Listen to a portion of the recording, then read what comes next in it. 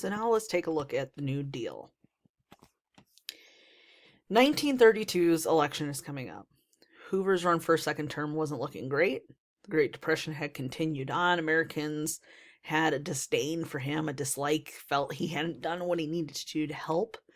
And really, they didn't like wealthy people at all in general, which is interesting because the Democrats select Franklin Delano Roosevelt, who is a distant cousin of Teddy, married to Teddy's niece, actually.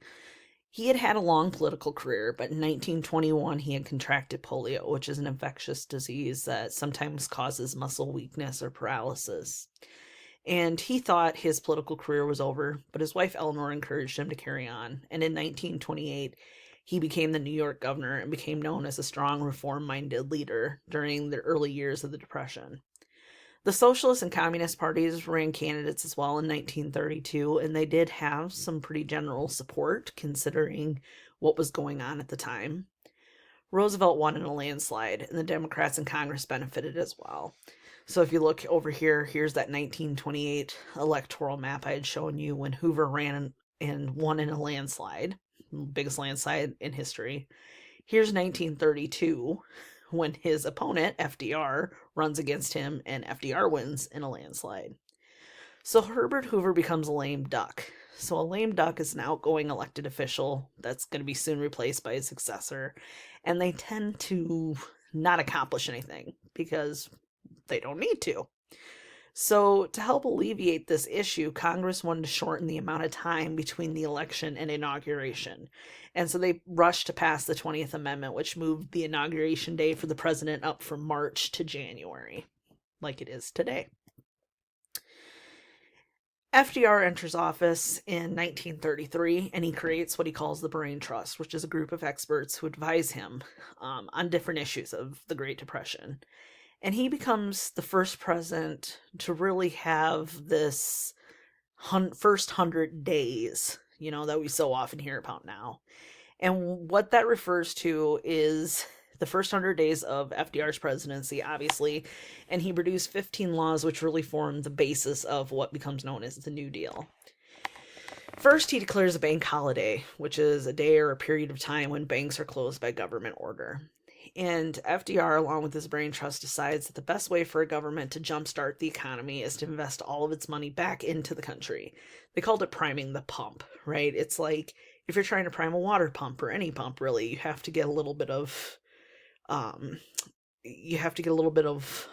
a water pump. You got to get some water in there, right?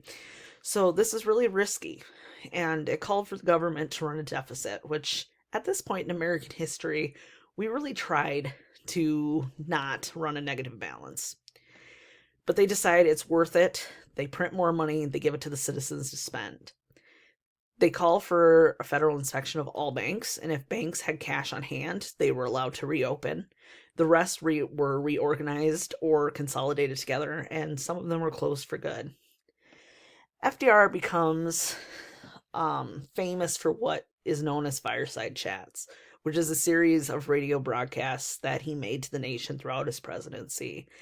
And the way they got started was really, he wanted to encourage Americans to begin trusting these banks and redepositing their money. As his presidency continues, they're about a variety of different things, right? Once the war starts and that kind of thing. But initially, this is how he builds trust with his voters and encourages them to start using the banks again. So as I said, these 15 laws create the New Deal. It's the laws, the agencies, the programs that were initiated by FDR and his administration to respond to the Great Depression. We call them the alphabet organizations. He creates things like the Civilian Conservation Corps, the CCC.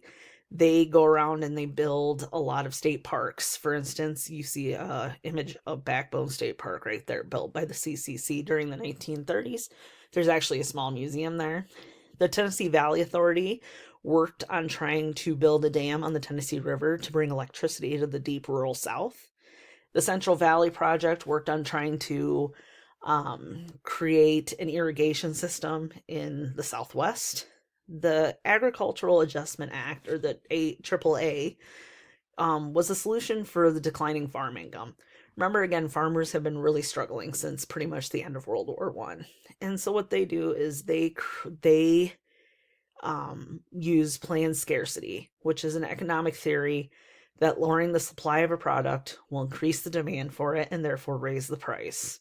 So, what the government does is it provides low interest loans to farmers so they can buy the seed and things they need.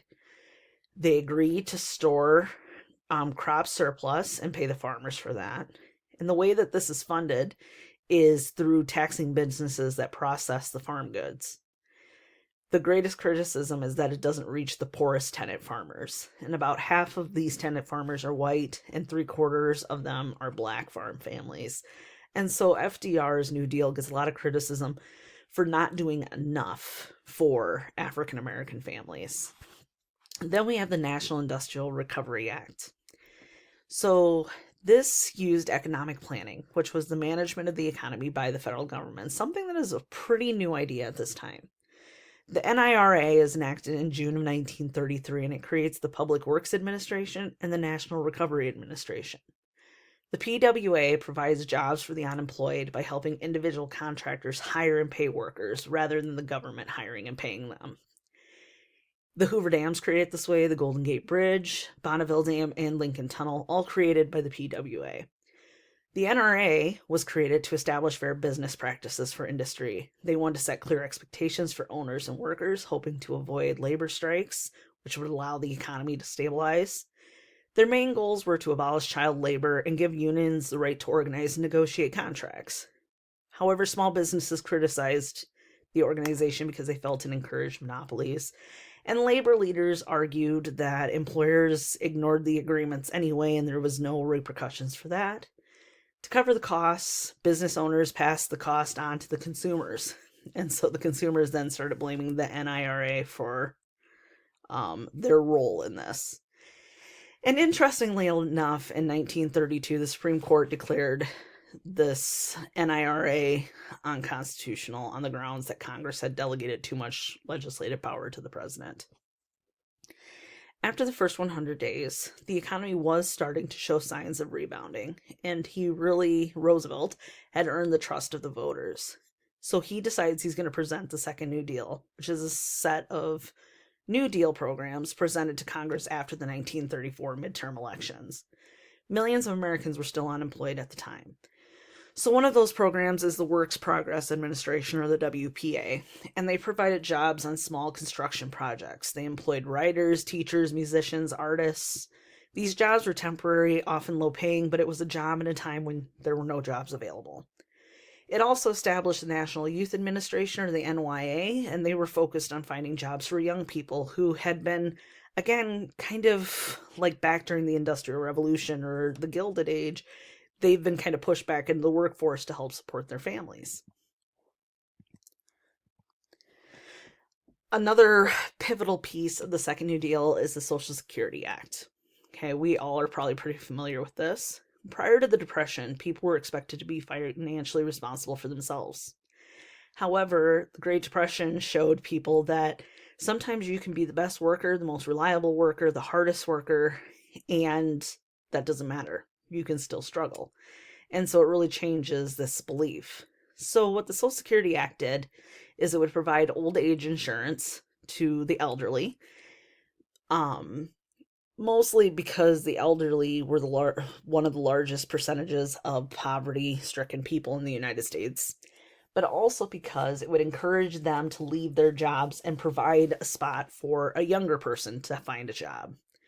Unemployment insurance was also created through this, and if you were unemployed through no fault of your own, there'd be some, it'd be a portion of your wages, but at least you'd be able to have some sort of income. And it provided aid to disabled workers. So it established a pension fund, which was a pool of money used to pay people a small established income after they retired. And it was funded by taxes paid by both employees and employers, and it did have flaws. It excluded millions of self-employed people, farmers, and domestic workers. Now, as he's trying to push these through, FDR is butting heads with the Supreme Court. And he knew he needed the Supreme Court on his side in order to push through more legislation. So this leads to probably the biggest controversy during FDR's presidency. In 1937, without congressional approval, FDR orders a complete reorganization of the federal court system. And this becomes known as the court packing plan. What his plan is to take the Supreme Court and grow it from 9 to 15 justices. And Roosevelt would fill those 6 new positions with people who aligned with him politically. It's not illegal. The Constitution doesn't set a number for Supreme Court justices. It gives the president the power to nominate them and then approval through Congress. But Congress was worried that this was going to throw off the balance between the branches, and so he struggled to get Congress on board. And really, the most he gets done is causing controversy, because it becomes irrelevant when the court actually starts shifting gears and supporting his direction, but also 5 members retire and he replaces them anyway with people, you know.